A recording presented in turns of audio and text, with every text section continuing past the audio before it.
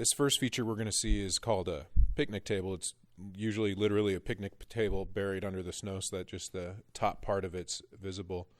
Sometimes it rides just a couple inches above the snow, and sometimes it's a foot and a half to 2 feet, and they have a little kicker so that the skier or snowboarder can hop up onto the picnic table, and then it's just a flat picnic table. What you can see is a couple of skier and a snowboarder. They just ride on and ride off. This is probably about as basic a thing as a person can do in a freestyle competition. We'd give them about 2 points for it just because they didn't fall down and they used the feature. The first actual trick that you'll see a lot of skiers do typically is a spin. Same with snowboarders, and you can rotate as many degrees as you want. Typically, you'll see them in 90 degrees is the first thing they do. So they'll rotate 90 degrees on and then slide across the rail and fall off. If they do that, you usually give them 3 points instead of 2. However, if they're actually spinning 180 degrees or more, we give them points for doing that. We give them 1 point for the first 180 degrees and then a half a point for each additional 180 degrees. So if they spin a 360, it's a point and a half. If they do a 540, it'd be 2 points, and so forth on up. Skiers and snowboarders can either do these spins going into the feature or coming out of the feature. Here you see a skier that's doing a 180 onto the feature and then a 180 off the feature. If you look carefully, though, he doesn't actually stop spinning while he's on the feature, and so it's really just 1 360. So had he accomplished stopping between the two spins, that would have been a point for the first 180 and then a point for the second 180. But since it's really just a 360, he gets a point and a half. A lot of times that pause is difficult to see. Here you can see a snowboarder doing the same trick, but he actually stops spinning halfway through. He does over-rotate the first 180 and then finishes with a little bit less than 180. I'd probably still give him 2 points for a 180 and then a 180, though. Here you see another feature called a cannon. It's a lack of a better description, an elevated pipe with a significant drop at the end. You can see a skier here doing a 90 on and a 90 off. He's only going 90 degrees each time, so I wouldn't give him any points for the spin. But since he's grinding sideways instead of just riding on and riding off, I'd give him 3 points for that. What's interesting about this is he leaves the pipe going backwards. We call that exiting switch, and when you do that, it's a little bit more difficult, so we always give him an extra point for going switch. With a snowboarder, they'll always they have a dominant leg and an undominant leg, and if they lead with a non-dominant leg, it's more difficult for them, and so we give them an extra point for going in switch and then again going out switch if that's what they do. It's a fairly tricky thing to do, and sometimes it's difficult to spot. So you always want to watch out for that with snowboarders. With skiers, it's fairly obvious to see they're going backwards.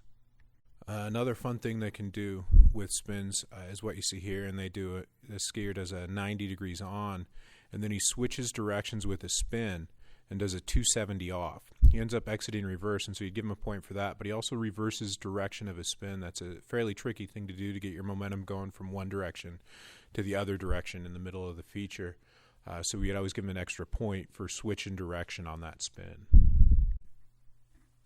This next feature we're looking at is called a battleship. It's got a slight incline and then a flat surface and then a slight decline. It's about 6 inches wide going across.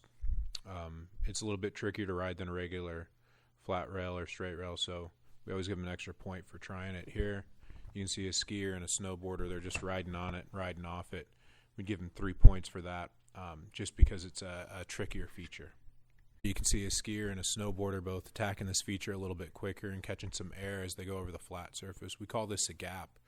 And when they gap a feature like this, we usually give them an extra point. What's important is that they're starting on the feature, catching some air, and then landing back on the feature to finish it out. So that's a gap.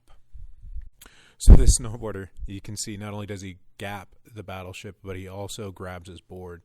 Skiers and snowboarders can both do this, and the idea is you bend over and you get a handful of your board or your skis, and you hold it for a little bit of time. This snowboarder doesn't quite get a full handful of his board, and he certainly doesn't hold it for any length of time, so I wouldn't give him a full point for this. like I would if it was a good grab, but I would give him half a point for getting down and at least touching that board.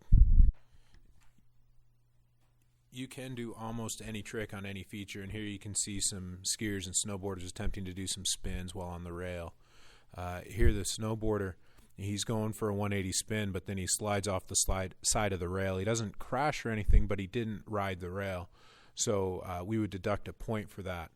And it's not a big deduction, but it's enough to encourage them to stay on the rail. So what you see here is a snowboarder attacking the cannon. What you see him do is a nose press. You don't see a lot of skiers doing this, at least I never have, but the snowboarders do this quite a bit, at least they try to, and you can see that they're riding the rail, but the rail is balanced outside of their feet as opposed to in between their feet. Oftentimes when people attempt this, the rail doesn't get all the way outside their foot. In order to get a full point, it needs to be outside their foot. If they're kind of on a foot, that's not a press. You can decide to give them half a point if they get close enough or not, but typically I don't unless the rail is completely outside their foot. This next feature we're looking at is called a kink rail. You can tell the rail bends in the middle there. It's also sloped down. Typically, skiers and snowboarders have to jump to get on this feature, and so it's a little bit more tricky. Give them 3 points just for doing it. You can see some snowboarders and skiers both doing spins on and spins off. This one here, you can see a snowboarder. He does a 180 on, and then he does that switch direction again to do a 180 off.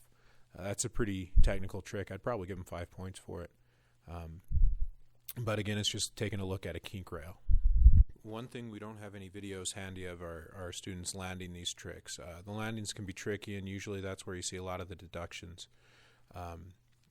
Not always do students fall all the way down, and so there's different levels of deductions. If a student lands and they drag a hand, they get half a point deduction from their trick. So you score the trick like it's normal, but then you take half a point off for dragging the hand. If they drag two hands, it's a full point. If they bounce off the ground with their butt, but then they manage to ride it out, that's usually a 2-point deduction. If they fall down completely in yard sale, it's a 3-point deduction. Also, should they fall down in yard sale, they have 10 seconds to get back on their feet, get all their gear back on, and continue down the course, or it becomes a DQ. Usually we're fairly generous with those 10-second counts in the school race program, but the rule is 10 seconds to get your stuff back on and get going again. I've got just a few final thoughts before we end the video.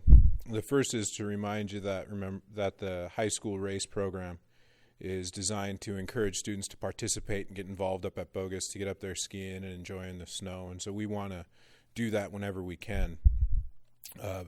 But one of our obligations is to keep these kids safe, and so we've got a few rules that you need to follow and that they need to follow while participating. The first is they have to have a helmet. If they don't have a helmet, they can't participate in the school race program. It's just that straightforward. You can always give them a chance to go find a helmet, but if they don't have a helmet, they don't get to participate. If they're participating in the freestyle course, they need to have watched the Smart Park videos. And so it's good to encourage all the students to go watch those. You can find them on the Bogus Basin website. And then they can print out a certificate and get a little sticker saying that they've watched it. If they haven't watched those videos, we're not supposed to let them participate in the freestyle parks at all. And finally, they need to have their liability forms filled out. If they have their liability forms filled out, they will be on our master list. So if they're not on our master list, they don't get to participate that day.